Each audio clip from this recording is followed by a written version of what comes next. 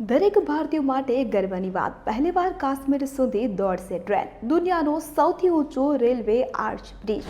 यात्रीगण कृपया ध्यान दें, जन्नत कश्मीर के लिए उम्मीदों की रेल शुरू होने जा रही है।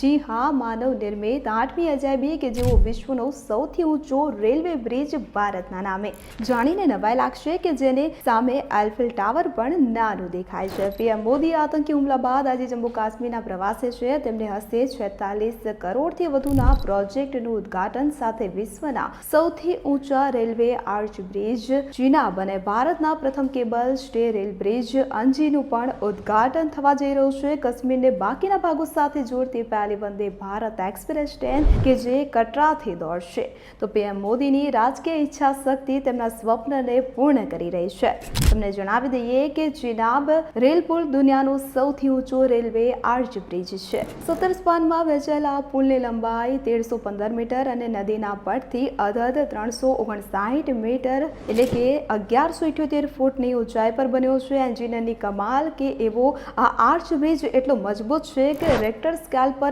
8ની તીવ્રતા સુધીના ભૂકંપને સહન કરી શકે છે। 260 કિલોમીટર પ્રતિ કલાકની ઝડપે ફૂંકાતા પવન સામે પણ અડીખમ ઊભો રહી શકે છે।